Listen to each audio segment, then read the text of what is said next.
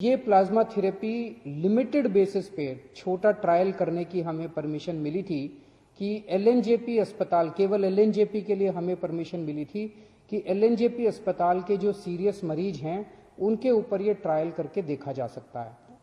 हमने पिछले कुछ दिनों के अंदर 4 मरीजों पे ट्रायल करके, एलएनजेपी के 4 मरीजों पे ट्रायल करके देखा। उसके अभी तक के नतीजे उत्साहवर्धक हैं, अच्छे हैं। और हमारे साथ डॉक्टर सरीन हैं आज, जो कि ILBS हमारा जो दिल्ली सरकार का हॉस्पिटल है उसके हेड हैं और इस पूरे की पूरी प्रक्रिया को यही मॉनिटर कर रहे हैं और यही संचालित कर रहे हैं। अब इसका अभी तक का क्या रिजल्ट रहा, मैं डॉक्टर सरीन से कहूंगा कि वो आप सबको बताएंगे। Thank you sir. दिल्ली सरकार ने ILBS एक ऑटोनॉमस सोसाइटी की तरह है, जहाँ पे हम लोगों का एक बहुत अच्छा ब्लड बैंक है। डॉक्टर मीनू वाजपेयी मेरी कलीग, वो इस प्रोजेक्ट की प्लाज्माफेरेसिस की प्रिंसिपल इन्वेस्टिगेटर है और उनके साथ में जो दूसरे हमारे कलीग हैं जो मौलाना आज़ाद में हैं, डॉक्टर सुरेश, डायरेक्टर प्रोफेसर और बहुत सीनियर फिजिशियन। तो हम सब ने मिलकर एक इनिशियल प्लानिंग करी थी और उस प्लानिंग में ये था कि उस समय तक प्लाज्मा थेरेपी सिर्फ पुराने सार्स के मरीजों के लिए या किसी और समय, वैसे तो 1901 में डिप्थीरिया के लिए भी ये यूज हुई थी, पुरानी थेरेपी है।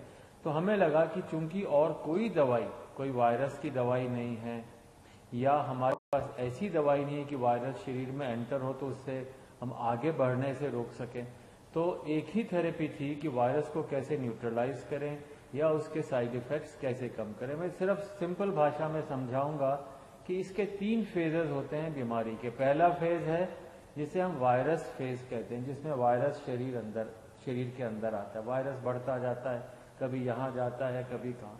सेकेंड फेज होता है जिसे पल्मोनरी फेज कहते हैं, जिसमें लंग के अंदर इंजरीज आने लग जाती है और उसके कारण उसको ब्रीथिंग की डिफिकल्टी, सांस की डिफिकल्टी। और थर्ड फेज जो होता है जिसमें साइटोकाइन रिलीज होते हैं, मतलब शरीर ऐसे सारे चीजें प्रोड्यूस करता है कि वायरस को अपन मार सके। तो अगर वो थर्ड स्टेज में मरीज आता है तो उसके ऑर्गन फेलियर की स्टेज हो जाती है, वो लेट स्टेज हो जाती है। सेकेंड स्टेज में मरीज आता है जिसमें लंग के अंदर इन्फेक्शन है पर बाकी ऑर्गन चल रहे हैं। उस थेरेपी के अंदर, उस स्टेज के अंदर अगर अपन प्लाज्मा दें तो हम वायरस को भी कम कर सकते हैं और हम ऑर्गन फेलियर्स को बचा सकते हैं।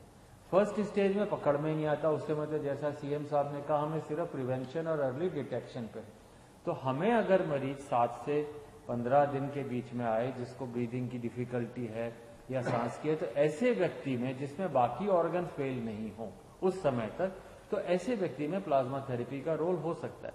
हाँ, अभी शुरू में जो हमने मरीज किए हैं, बहुत सारे मरीज स्क्रीन किए और शुरू में डॉक्टर्स का ये काम होता है do no harm. Hippocratic oath यही है कि आप भले ही सोचें कि अच्छा हो रहा है पर बुरा ना करें। इस विचार से शुरू में हम लोगों ने एक ट्रायल बहुत केयरफुली सोच के शुरू करी और मुझे बहुत खुशी है कि शुरू में 4 मरीज में हम लोगों ने अभी उत्साहवर्धक फल देखे हैं। और हाँ, आज उम्मीद है कि 2 या 3 मरीज और हमारे जो हैं, जो कि सिक हैं LNH हॉस्पिटल में, उनको हम लोग, उनके टेस्टिंग रात 1:30 बजे सैंपल आए। अभी मुझे लगता है कि 12 बजे तक उनका वायरस टेस्ट हो जाएगा और उनके लिए ब्लड भी तैयार है, प्लाज्मा भी तैयार है और हो सकता है आज हम उन लोगों को थेरेपी दे सकें। और इस थेरेपी के बेनिफिट्स काफी हैं।